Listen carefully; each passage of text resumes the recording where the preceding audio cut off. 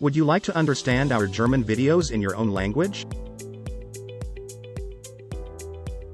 So, let's get started with the step-by-step guide on how to add English subtitles to your German language videos on YouTube. Step 1. Open the video you want to add subtitles to on YouTube. Step 2. Click on the button for settings located beneath the video player. Step 3. Click on the subtitle button and then click on Add Subtitles.